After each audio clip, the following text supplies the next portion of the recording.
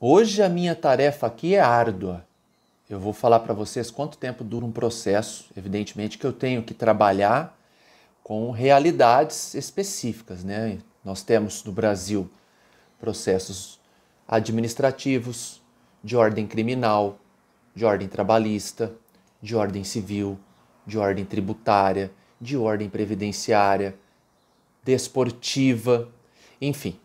Vamos trabalhar hoje só para vocês entenderem o processo de erro médico em especial, porque nós temos um regramento processual que, para nós advogados, a gente chama de rito no Código de Processo Civil, que existem nele várias fases.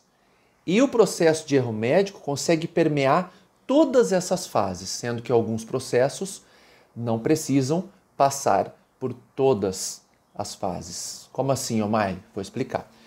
Por exemplo, você tem uma animosidade entre o seu paciente e você e não consegue resolver isso no plano harmônico. Isso vai se tornar um processo indenizatório. Quando a gente fala processo de erro médico, quando a gente intitula um processo de erro médico, é um gênero do qual existem várias espécies. Eu posso considerar erro médico a ausência de termo de consentimento, por exemplo. Ou seja, não é um erro médico de fato, mas o nome do processo é erro médico, entenderam? Então, erro médico é gênero. Por exemplo, eu entro com um processo contra o médico porque ele ofereceu, né, uma propaganda lá na mídia social dele falando que a curtida de número 1000 daria direito à aplicação de um peeling. E ele não cumpriu isso.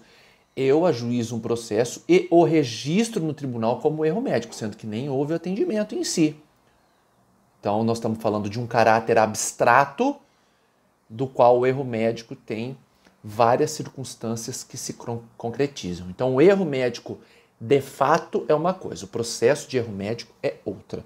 Nós vamos falar hoje do processo de erro médico por erro médico de fato. Então, houve a animosidade, o paciente não conseguiu resolver no plano harmônico e ajuizou uma ação de erro médico. Agora vamos fasear esse processo. Você vai receber uma citação. O oficial de justiça vai na sua clínica ou na sua casa, ou você vai receber via correios uma citação falando assim: doutor fulano, o paciente X está te processando, você tem 15 dias úteis para contestar a ação ou vai ter uma audiência de conciliação, essa é a regra, tá bom? Inicial, há uma audiência antes da apresentação da contestação. Contestação é o nome técnico da tua defesa processual e aí essa audiência de conciliação está agendada para o dia X. Pode ser daqui 15 dias, um mês, um semestre. E aí a gente começa a trabalhar no plano do lapso temporal, da durabilidade desse processo. Por quê? A gente fala durabilidade porque é praticamente como se fosse uma bateria, né, de tanto tempo que demora. Por quê?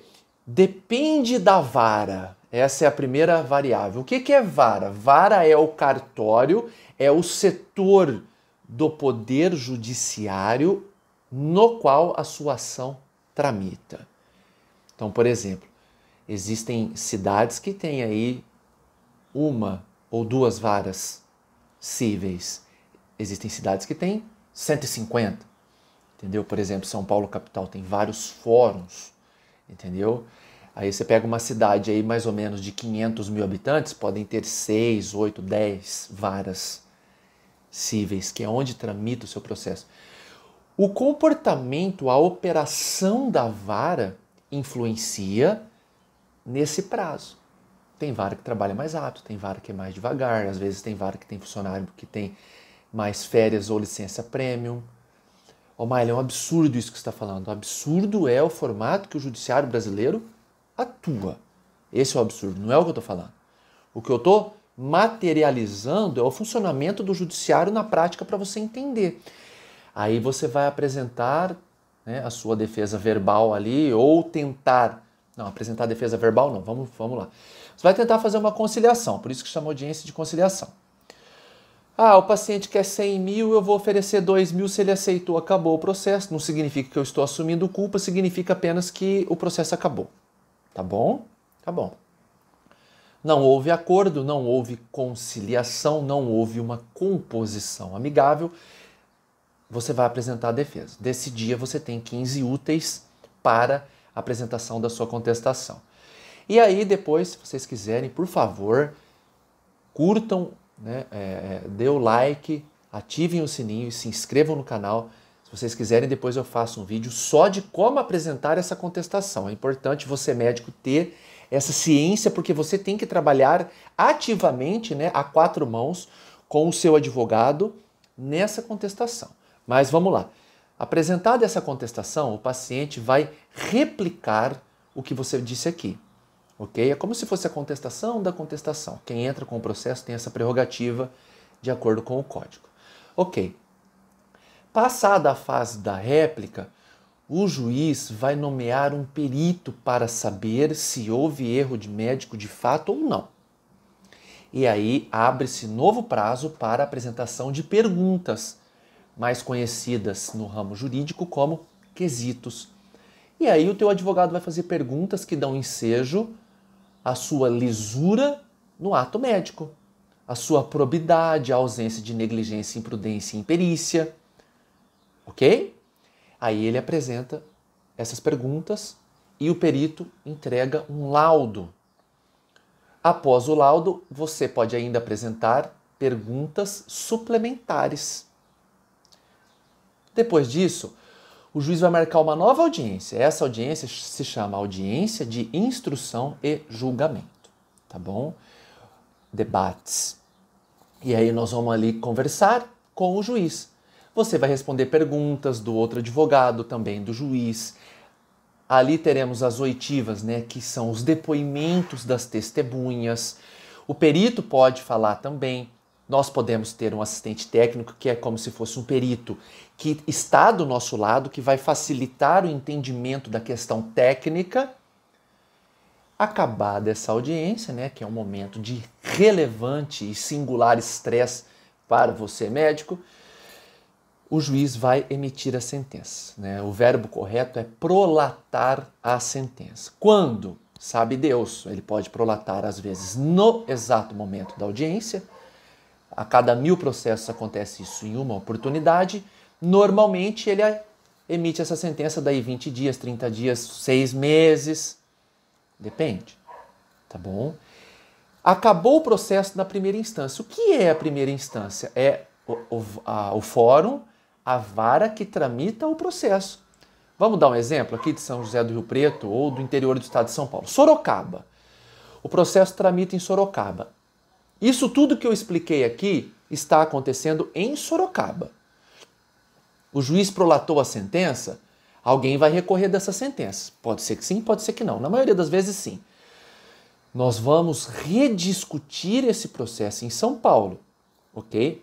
Mesma coisa se o processo fosse, por exemplo, em Uberlândia, seria rediscutido em BH. Mesma coisa se fosse em Niterói, seria rediscutido no Rio de Janeiro. Mesma coisa, enfim, vocês entenderam. Então, a capital do estado vai julgar o teu recurso ou o recurso do paciente, normalmente aquele que perdeu. Dentro do tribunal existem vários expedientes processuais. Você pode agravar a decisão, você pode entrar com embargos declaratórios e mais outros recursos, agravo regimental, enfim. Depois vai ter um acórdão decidindo esse processo. Tá? Eu estou sintetizando para o vídeo não ficar muito longo. Estou sintetizando, olha isso. E aí houve vitória ou derrota e vai haver um novo recurso. Vamos rediscutir no âmbito do Superior Tribunal de Justiça. Lá em Brasília, na capital federal. E aí a gente não discute mais provas. A gente discute interpretação de legislação federal. Eu não posso juntar uma nova prova. Súmula 7 do STJ, tá bom? Aí nós temos de novo uma série de expedientes. Eu posso. O nome do recurso que vai para o STJ é RESP, recurso especial. Depois eu posso agravar, embargar a decisão, enfim, mais uma série de recursos. Na hipótese de óbito do paciente, eu ainda posso recorrer ao Supremo Tribunal Federal, tá? Isso é um pouco mais raro, mas existente. E, terminando o vídeo, o prazo médio de um processo de erro médico, pelo menos no estado de São Paulo, o estado que concentra a maioria dos processos no país, é de 7 anos, tá? Significa dizer que se você recebe um processo de erro médico, você vai dormir, em média, 7 anos preocupado com esse processo, entendeu? Então, o que eu fiz aqui, na verdade, é um verdadeiro atrevimento, uma heresia, tentar dar um dado numérico-matemático para algo que não é numérico-matemático, que o direito é uma ciência social aplicada e eu estou tentando dar um prazo para o processo. Esse é o prazo médio, 7 anos no estado de São Paulo. Existem tribunais que ainda são mais abarrotados que o de São Paulo, não do número de processos, e sim da lentidão no trâmite processual. Para vocês terem uma ideia, a Itália é o tribunal mais enrolado, vamos usar esse verbo, né? A gente fala muito bonito, vamos usar o português direto, da Europa. E lá nós temos o prazo médio de tramitação de um processo de 2 anos, ou seja, 5 anos a menos que no Brasil, entendeu? E lá ainda é intitulado como o tribunal mais moroso da Europa. A Europa, nós temos uma fiscalização do judiciário em âmbito de zona do euro para que tenha segurança jurídica. Esse atraso do judiciário brasileiro, esse problema que é o judiciário brasileiro na vida da sociedade, causa insegurança jurídica. E a insegurança jurídica é pauta para a escolha de investimentos de ordem internacional. Ó, Miley, o que você está querendo dizer? Eu estou querendo dizer que se eu, investidor americano, inglês ou árabe, tenho 1 bilhão para investir em outro país, eu não invisto no Brasil porque o judiciário aqui não presta. Não estou dizendo isso, estou dizendo que o investidor pensa assim porque nós temos causa que demorou 120 anos para ser decidida, causa do período colonial. Vou fazer um vídeo depois disso falando de questões do manicômio judicial brasileiro. Entenderam? Então fiquem aqui com esse prazo médio processual e até a próxima. Se inscrevam no canal, ativem o sininho e deem um like, por favor.